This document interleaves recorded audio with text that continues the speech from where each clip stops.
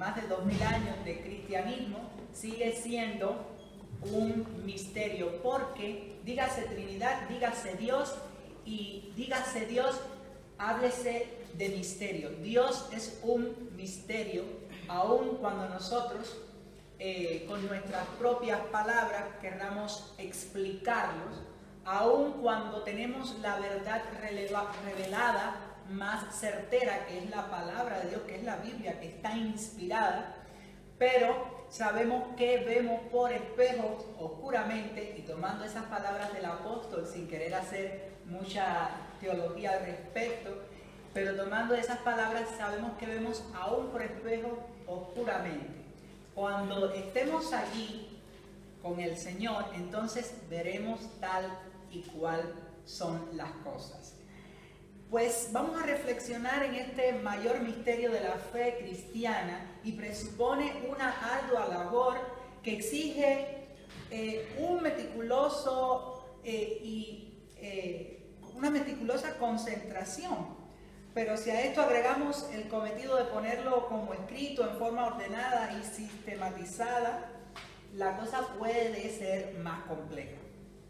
Partiendo de lo que hemos hablado, advierto que vamos a tocar algunos puntos de la Santísima Trinidad, del misterio, de la doctrina de la Santísima Trinidad, más bien doctrinales bíblicos. Así que no vamos a irnos mucho más allá. Vamos entonces a adentrarnos y tratar de definir el dogma trinitario. Trinidad es el vocablo teológico unánimemente utilizado por el cristianismo ortodoxo para hacer referencia al concepto escritural de un único Dios eternamente subsistente en tres personas distintas: el Padre, el Hijo y el Espíritu Santo. Si bien la palabra Trinidad no aparece en ningún momento en las Sagradas Escrituras, no obstante, la doctrina como tal está directamente enraizada en la palabra de Dios y en la firme convicción de la Iglesia de Cristo desde sus primeros inicios. Alguien puede decirle: búscame aquí donde dice Trinidad. No tengo que enseñarte donde diga Trinidad, solamente estoy con una palabra que ha sido universalmente aceptada, con un término que ha sido universalmente aceptado. Estoy tratando de dar nombre a un misterio, a una doctrina. Y esto es lo que a nosotros nos interesa verdaderamente, entender que nosotros no pretendemos nombrar a Dios con este término, sino más bien, ¿qué estamos haciendo? Tratando de entender nosotros mismos la naturaleza triada de nuestro Señor. Al parecer fue Teófilo de Antioquía, apologista del segundo siglo, el primero en utilizar este término, Trinidad, aunque fue Tertuliano de Cartago su mayor promotor y quien en cierta medida sentó las bases en el futuro del desarrollo teológico del dogma. Vamos entonces, como había dicho, a recurrir a la Sagrada Escritura, a la palabra de Dios. Y vamos a tratar de ver en cada uno de estos textos donde se manifiesta nuestro Dios como un Dios trino. Estos textos están extraídos del Antiguo Testamento. Muy bien, el primero que tenemos se encuentra en Isaías 11, versículos 1 y 2. Si alguno de ustedes lo tiene, puede leerlo. Presente, jefe. Isaías 11, 1 y 2. Saldrá una vara del tronco de Isaías y un vástago retornará de sus raíces y reposará sobre él el espíritu de Jehová, espíritu de sabiduría y de inteligencia, espíritu de consejo y de poder, espíritu de conocimiento y temor de Jehová. Muy bien. Vamos a participar todos, ¿verdad? ¿Qué nos está diciendo este texto? Todos lo conocemos como un texto, por supuesto, sale de la boca del profeta Isaías, pero no es Isaías quien está hablando, ¿verdad? Isaías está en calidad de profeta. Él solo es un vaso que está transmitiendo un mensaje que le es dado por parte de Dios. Muy bien. Lo primero es que vemos que el texto está diciendo que saldrá un vástago, un renuevo. ¿De dónde? Del tronco de Isaí. Muy bien. Nosotros, lo que hemos estudiado, ¿verdad?, acerca de las profecías mesiánicas, hemos denominado al profeta Isaías como el profeta del Adviento, ¿verdad? Está en los textos litúrgicos propios del tiempo de Adviento como un profeta que nos da muchísimas señales, muchísima luz acerca de la venida de Jesucristo, el Hijo de Dios. Lo tenemos así, llamado el texto, el profeta del Adviento, por todo lo que nos habla. Muy bien, ahora Isaías nos está diciendo que saldrá un vástago. ¿Quién es este vástago? Jesucristo, ¿verdad? Vamos a participar todos. Dice, saldrá un vástago. Este vástago va a cumplir un papel, y nosotros escuchamos el texto, ¿verdad? Y este papel que va a cumplir este vástago es el de redentor. El de redentor. Muy bien. Y dice que sería puesto sobre él, ¿qué? El Espíritu de Jehová. Muy bien. Nosotros entonces estamos en presencia de un texto que nos está manifestando la naturaleza triada de Dios. Como dijimos al comienzo, Isaías está hablando por parte de Dios. Muy bien, por parte de Dios el Padre. Dios el Padre está diciendo que vendría un vástago, saldría un vástago. Y se está refiriendo ¿a quién? A Jesucristo, porque describe su papel redentor. Pero no se queda la cosa ahí, sino que dice que va a poner sobre él el Espíritu Santo o Espíritu de Jehová. Tenemos en este texto del Antiguo Testamento revelado, pues, las tres naturalezas divinas de nuestro Dios. El segundo texto es de Isaías también, 42, versículo 1. ¿Qué dice? He aquí mi siervo, yo lo sostendré, mi escogido es quien mi alma toma contentamiento, he puesto sobre él mi espíritu, dará juicio a la gente.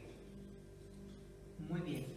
He aquí mi siervo, en el cual mi alma encuentra contentamiento, y he puesto sobre él mi espíritu y dará juicio, y hará juicio a la gente. Bueno, a mí me parece que es bastante similar, pero algo diferente. Porque ya no es un vástago que va a venir, sino que va a venir un siervo. Muy bien, muy bien. Un siervo sobre el cual va a poner un espíritu que servirá para enseñar a la gente. Muy bien. Este siervo, fíjense que en el primero se hablaba de Jesucristo como un vástago, que es como un renuevo, un retoño que va a salir.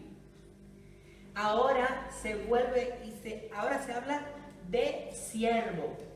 ¿Y quién es el siervo por excelencia que lleva a perfección la obra de Dios en sí mismo? Jesús, ¿verdad? El siervo de Dios, que se hace alusión ¿a quién? A Jesús. ¿Quién está pronunciando estas palabras? El Señor. Dios Padre está pronunciando estas palabras. Muy bien. ¿Y de qué va a ser investido este siervo? De un poder. De un poder. Muy bien. Y en la Biblia, cuando se habla de poder, de fuerza, recuerden en el Nuevo Testamento cuando se hace manifestación el Espíritu Santo en el aposento alto. Eran llamas de fuego encendidas sobre cada cabeza. Fuerza, poder, fuego.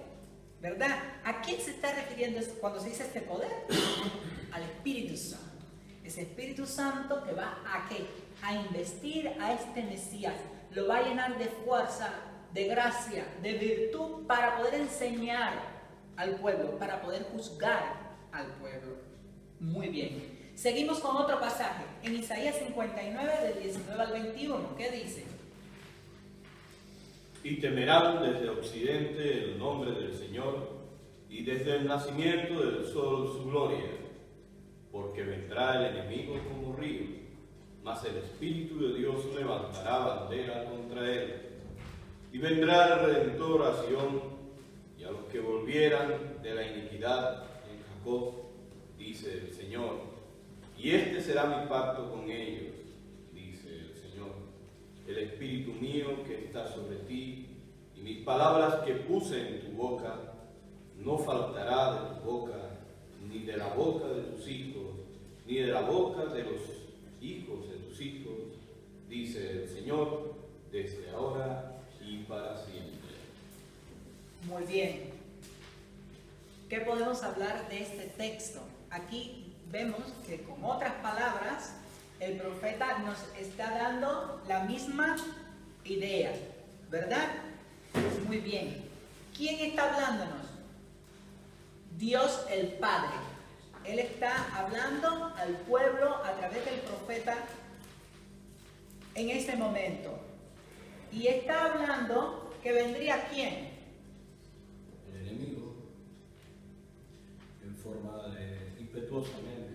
El enemigo trataría de hacer la guerra a los hijos del Señor. ¿Y qué pasaría?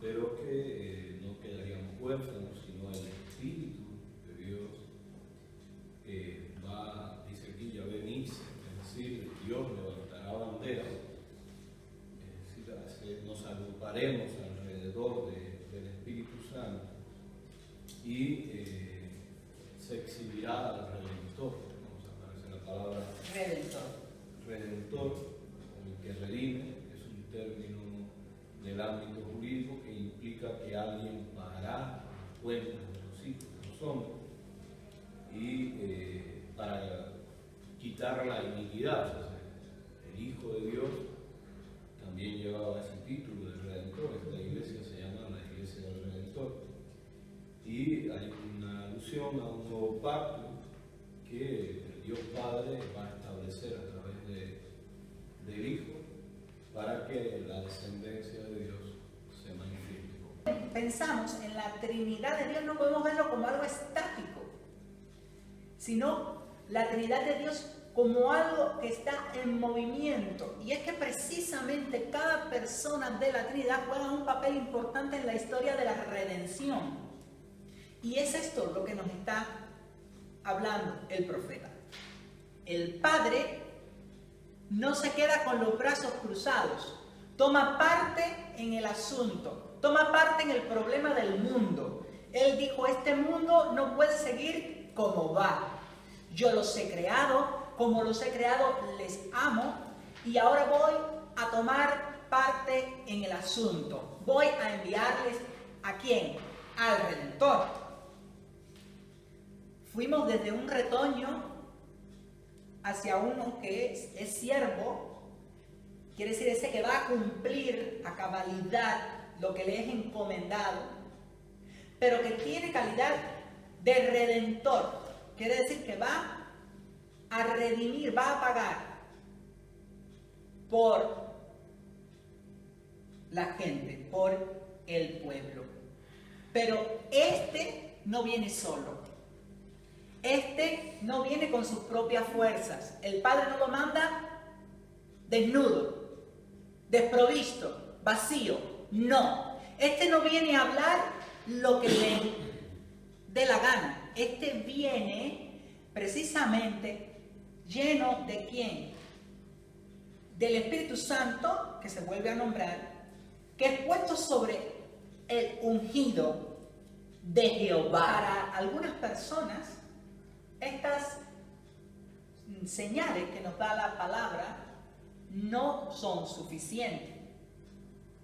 Y pregunta, ¿por qué Dios no se reveló como un ser trino en el Antiguo Testamento? ¿Por qué Él nunca dijo, yo soy un Dios trino? ¿Por qué Él nunca lo mandó a decir a un profeta? ¿Por qué nunca un maestro lo dijo así, claramente? Y eso hubiese evitado tantos y tantos problemas.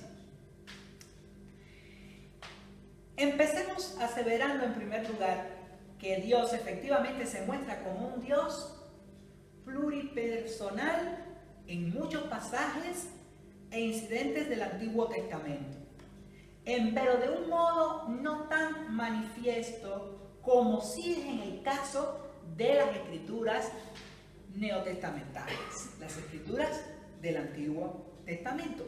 Y hay razones obvias para que Dios tuviese ese tratamiento especial. Por un lado, el pueblo judío de extracción pagana, con una fragante inclinación a la adoración politeísta, quiere decir a la creencia en varios dioses, más las circunstancias agravantes del influjo persinioso de las naciones vecinas, postergaron su pleno descubrimiento hasta la aparición ¿de quién? De nuestro Señor Jesucristo. Y es que precisamente nosotros tenemos que ver el conocimiento general de la revelación bíblica como que sigue un orden ascendente, de menos a más. Principio directriz que alcanza su clima en Jesucristo. Se nos ha acusado a quienes sostenemos la doctrina de la Trinidad de creer en la existencia de más de un Dios, tachándonos indudablemente de trietistas. Ustedes creen al final en 3 dioses. La Trinidad no consiste en la creencia de 3 dioses, sino de uno solo. Y todos nosotros lo tenemos claro, ¿verdad? Al decir el credo cada domingo. Yo creo en un Dios que es Padre, Hijo y Espíritu. No 3 personas coeternas, coesenciales y cosustanciales. Quiere decir, tanto el Padre, el Hijo y el Espíritu Santo son eternos. Desde la eternidad y hasta la eternidad.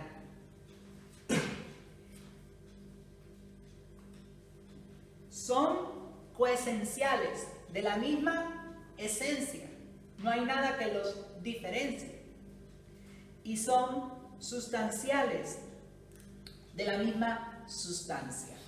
Esto nosotros lo entendemos y son términos que más bien nos fueron dados por la filosofía, de los cuales la Iglesia se fue apropiando para de una manera muy puntual poder identificar, poder nombrar el misterio, poder explicarlo. Y por último, tenemos que el monoteísmo bíblico no es sinónimo de monismo o unipersonalismo, sino de una unidad compuesta, como veremos posteriormente. Y alguien me diría, bueno, ¿y cómo es esto? Las 3 personas de la Trinidad son coeternas. Pues hay un Padre, hay un Hijo y hay un Espíritu Santo. ¿Cómo es posible? Tal vez a muchos no les cueste trabajo decir que Dios Padre es eterno y que no tiene principio ni fin. Pero quizás a otros la idea de que el Hijo comparta esa misma cualidad que el Padre no le sea muy entendible. Y entonces, ¿cómo vino el Espíritu Santo? ¿De dónde salió? En una ocasión leí algo muy interesante acerca del misterio de la Trinidad que me llegó de una manera profunda. Y es que pone su punto de atención en la perfección de Dios. Para explicar el misterio de la Trinidad y nosotros quedar un poco satisfechos, porque nunca podremos entenderlo a cabalidad, creo que tenemos que poner nuestra atención en esto, en la perfección de Dios. Dios es tan perfecto. Él es tan perfecto que en su perfección tiene conocimiento de sí mismo de una manera perfecta. Este conocimiento de Dios, este conocimiento que Él tiene de sí, hace que Él se conozca como persona. Dios se conoce de una manera tal que este conocimiento hace persona. ¿Y quién es esta persona que el conocimiento de Dios engendra? Jesucristo. No hay nada más cierto en cada uno de nosotros que conocerse a sí mismo, ¿no es cierto? ¿No es verdad? Yo me llamo Abraham, pero yo me conozco a mí mismo. Yo puedo hablar de Abraham. Yo sé cómo Abraham se manifiesta, cómo Abraham camina, cómo Abraham habla, qué es lo que Abraham cree. En ocasiones nos encontramos diciendo, Abraham no haría esto, como si fuese Abraham otra persona. Pero a diferencia de Dios, nuestro conocimiento de nosotros mismos no va a generar otra persona, pero en Él sí. Y ahí está. ¿Cuál es el conocimiento? ¿Con qué se expresa el conocimiento? Maestra, con la palabra. ¿No es cierto? ¿Quién es la palabra? Jesús. Jesús es la palabra. Jesús es el verbo. Pues ahí está. Ay, Dios mío. Qué cosa tan grande. Qué misterio tan profundo el de la Trinidad. ¿Y dónde quedó el Espíritu Santo? Porque ahora ustedes deben estar locos por saber dónde quedó el Espíritu Santo. Si el conocimiento tan perfecto que Dios tiene de sí engendra persona, y esa persona es Jesús, porque el conocimiento, ¿cómo se expresa? Con el verbo, con la palabra, y la palabra es Jesús. ¿De dónde salió el Espíritu? Pues Dios se conoce tanto a sí mismo que se ama. Dios se ama a sí mismo. Cuando cada uno de nosotros nos conocemos, nos amamos. El amor propio existe. Y es muy importante el amor propio. Hay tanto amor de Dios el Padre para con el Hijo, que ese amor tan profundo hace exhalar un suspiro, un aliento, ¿verdad? Cuando dos personas se aman y están juntas, ¿qué dicen? Pero es que eso suspira, la gente suspira. Incluso cuando hay otra persona que está enamorada, en ocasiones suspira. Y si hay alguien que nos está mirando, nos dice, ¿estás enamorado? ¿Qué tienes?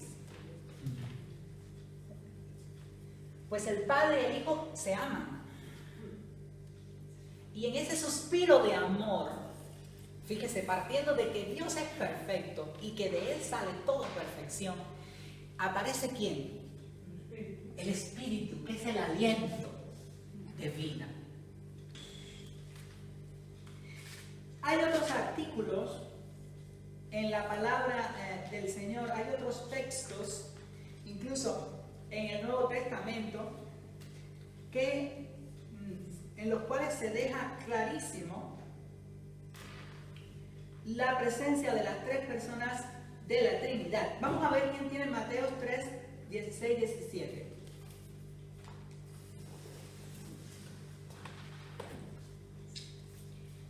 Mateo 3, 16 al 17. Y Jesús, después que fue bautizado, subió luego del agua, y aquí los cielos le fueron abiertos. Y vio al Espíritu de Dios que descendía como paloma y venía sobre él. Y hubo una voz del cielo que decía: este es mi Hijo amado en quien tengo complacencia. Muy bien. Esto es un texto trinitario por excelencia, ¿verdad? Por excelencia. Los que niegan la Trinidad no sé lo que van a hacer con esta parte de la Escritura, si arrancarla, si borrarla, no sabemos, ¿verdad? Lo que puedan hacer. Estaba allí Jesucristo en el río Jordán y se oyó una voz que lo llamaba Hijo, y descendió del cielo en forma de paloma el Espíritu Santo. Una manifestación de la Santa Trinidad. Es clave, la conocemos muy bien. Vamos a ver otro texto, Mateo 28, 19. ¿Qué dice?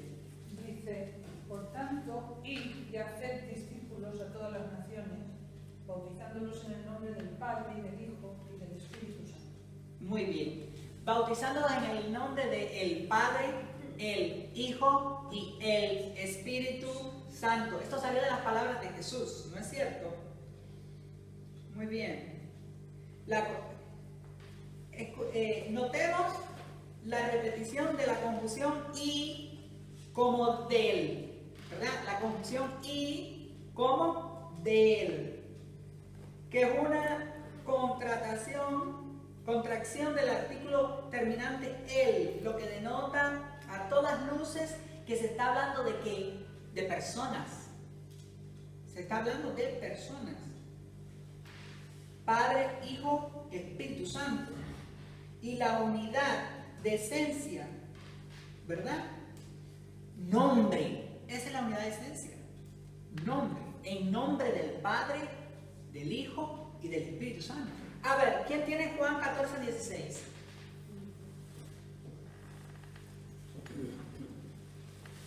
Yo rogaré al Padre y os dará otro consolador, para que esté con vosotros para siempre. El Espíritu de verdad, al cual el mundo no puede recibir, porque no le ve ni le conoce. Pero vosotros le conocéis, porque mora con vosotros y estará en vosotros. Muy bien. ¿Quién está hablando ahí? A ver, hermano Robert, ¿quién está hablando ahí? El Espíritu. ¿Quién está hablando en ese texto? ¿Quién lo está pronunciando? Oh, Juan. Sí. Sí. Jesús está diciendo que va a mandar a quién. Al Espíritu Santo. Y que va a rogar a quién. Y habla del Espíritu Santo como que, Es consolador. como, sí, como es el consolador. Pero es que, Gaby, El Espíritu Santo. pero lo que dijiste antes, es El consolador. pero dijiste otra cosa. Es otra persona. Fíjense que no está hablando del Espíritu Santo como que después yo voy a venir aquí, yo, pero de otra manera, a consolarles. No. Está hablando del Espíritu Santo, diciendo otro. Vendrá otro. No soy yo, no es el Padre, ¿verdad? Los estudiosos de las Sagradas Escrituras tienen que estudiarlas en su idioma original, porque en el estudio original de la Sagrada Escritura se revelan muchas cosas que luego la traducción de los mismos a nuestra lengua pierde muchísimo, porque se trata de adecuar en nuestro sentido gramatical. En el texto de Deuteronomio 6:4, que es el texto bandera de la religión judía. Todo judío conoce ese texto, pero antes de saberse su nombre, un judío conoce este texto. Claro. Vamos a leer solo las letras en negro. Así que me animo a leer conmigo. ¿Conmigo? Oye Israel, Jehová nuestro Dios, Jehová uno es. Oye Israel, Jehová nuestro Dios, Jehová uno es. Y es cierto, nuestro Dios es uno solo. ¿Quién está de acuerdo? Que lo exprese levantando la mano. Es uno solo, ¿verdad? Así que nosotros como los judíos estamos muy de acuerdo con ello. ¿Es cierto o no? Muy bien. Pero hay algo que se revela en este texto que nosotros tenemos que tener muy en cuenta. Y recuerda que les estaba hablando acerca de estudiar la Biblia en el idioma original. Y cuando usted va al idioma original que fue escrito este texto, encontramos que el nombre de Jehová, que se traduce como el yo soy, nos está hablando de qué? Del singular de Dios. Jehová como el singular de Dios, uno solo.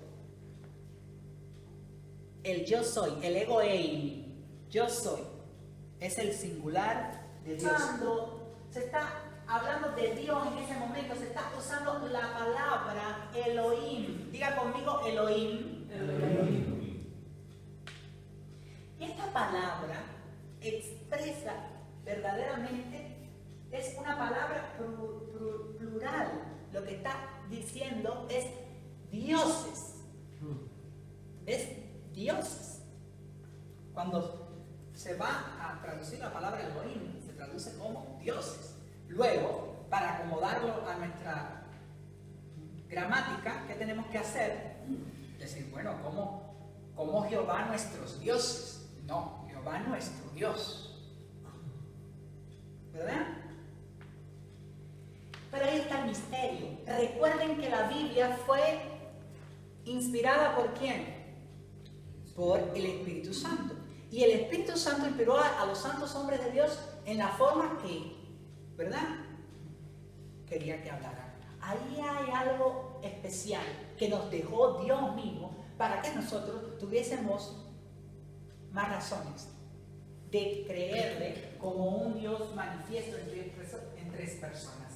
¿Qué se nos está queriendo decir? Jehová nuestro Dios, que es uno solo, Jehová que es uno solo, que es nuestro Dios, manifiesto en tres personas, ese Dios es nosotros que tenemos el entendimiento, ¿verdad?, de la Escritura, como les dije anteriormente, que vemos a través de más de 2000 años de historia de cristianismo, que hemos pasado concilios, que hemos pasado herejías y que hemos vencido muchas cosas. Nosotros vemos en este Elohim la puerta que nos da la entrada ¿a quién? A la Trinidad. Nuestro Dios, que es uno solo, manifestado en tres personas, no olviden que uno es. No olviden que uno es. Aunque nuestro Dios se ha manifestado en tres personas, sigue siendo un solo Dios. Y esto es un misterio revelado de la palabra de Dios al irnos al sentido, ¿verdad?, de la Escritura, al sentido original. La doctrina de la Santísima Trinidad afirma sin ambages la existencia de un Dios eternamente subsistente en tres personas distintas, Padre, Hijo y Espíritu Santo. Su enseñanza claramente ortodoxa sale al paso a cualquier herejía. Y es que no hay razones para negarlo, porque la Escritura misma es una manifestación de la naturaleza triada de Dios. Decirles que luego el misterio de la Trinidad sufrió mucho embate, y una de las herejías más importantes, de las cuales damos gracia porque se desprendió luego el credo de Niceno, fue la herejía arriana, con la cual la Iglesia tuvo que ponerse firme, y entonces posteriormente en el año 325 se tuvo lugar, ¿no?, ese grandioso credo del cual nosotros, bueno, todas las tradiciones cristianas, está universalmente aceptado por todas las tradiciones cristianas, que decimos cada domingo y en nuestras devociones, que es una oración para cada cristiano, ¿no?, en momentos de dificultad, de angustia, ¿no? Y una cosa que tenemos que tener clara es que también este Dios que se nos ha manifestado en 3 personas es el Dios que celebramos día tras día con nuestro culto. Quiere decir, no hay culto cristiano si no hay obra de la Trinidad. Es decir, nosotros damos gloria al Padre por su Hijo Jesucristo en la acción de ¿quién? Del Espíritu Santo. Es el que hace posible que podamos dirigirnos al Padre agradecidos por su Hijo en el Espíritu Santo. Ese es el núcleo del culto cristiano, el núcleo de la fe cristiana. En la liturgia interviene toda la Trinidad. Dios Padre es adorado y alabado como fuente de bendiciones, de la creación y de la salvación. Cristo es el único liturgo, quiere decir, Cristo es el sacerdote. Él es quien oficia entre nosotros. Él es la cabeza, realiza esa obra de Dios. Y el Espíritu Santo es quien la vivifica, quien la hace posible. Amén. Vamos.